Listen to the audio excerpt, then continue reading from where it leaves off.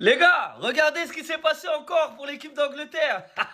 L'Angleterre frappée par un incident totalement insolite. Déjà, le mot, on va en reparler. On va en reparler parce que si ça avait été ailleurs, on n'aurait pas dit insolite. Mais bon, vas-y, tranquille.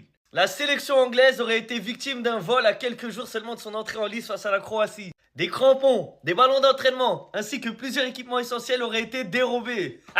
Les Anglais n'ont plus de ballons ni de matériel d'entraînement. C'est le désarroi total. Ils se sont fait voler. Les gars, quand je vous disais que les États-Unis c'est GTA, c'est GTA. La vérité, les gars, les Anglais ils sont trop éprouvés depuis le début de cette compétition. L'autre fois, il y a eu une fusillade à côté de leur centre d'entraînement. Ensuite, il y a eu un tremblement de terre. Et là, on leur vole tous leurs ballons, leurs crampons, leurs chasubles. Au moins, s'ils perdent, s'ils sont mauvais dans cette compétition, ils auront des excuses. Ça, pour le coup, il y en a. Mais les gars, en vrai, si c'était au Maroc...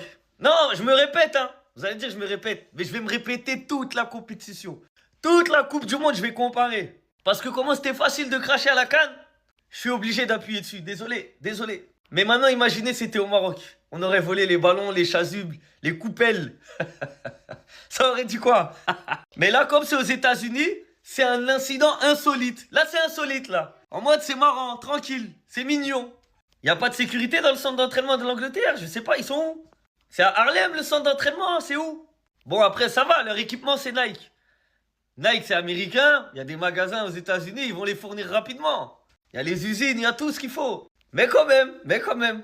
Comme c'est aux États-Unis, c'est normal. Si ça avait été en Afrique, laisse tomber.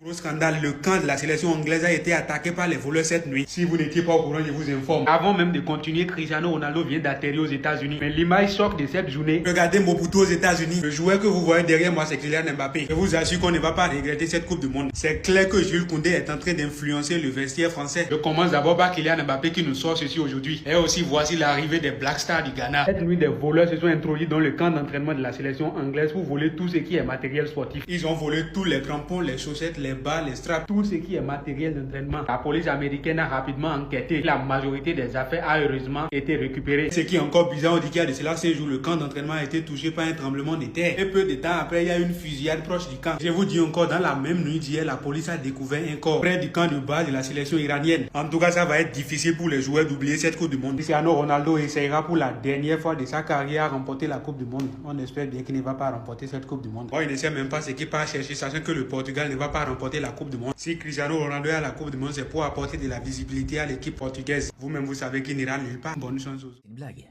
Dites-moi que c'est une blague. Je refuse de croire ça, les gars. Donc là, l'Angleterre n'a pas pu s'entraîner. À 4 jours de leur premier match de Coupe du Monde, pour la simple et bonne raison, les gars, pour la simple et bonne raison qu'il a plus de ballon d'entraînement. Ils se sont fait voler les ballons, les équipements pour s'entraîner. C'est du jamais vu, les gars. C'est quoi cette dinguerie, les frères?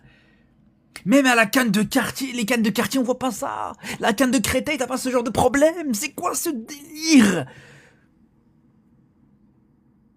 C'est ça la plus grande puissance mondiale? Eh ben franchement, les gars, elle est belle, hein, l'Amérique de Trump. Hein. Elle est belle, l'Amérique de Trump, les frères. Hein. Ça risque une garde à vue pour 2-3 ballons de foot. Dites-nous, on va vous donner des ballons de foot, y a pas de problème. Si vous voulez des ballons de foot, on va vous les envoyer, mais laissez les gens s'entraîner. Laissez les Anglais s'entraîner, ils ont rien demandé, ils veulent s'entraîner, ils veulent... C'est quoi ce foutoir?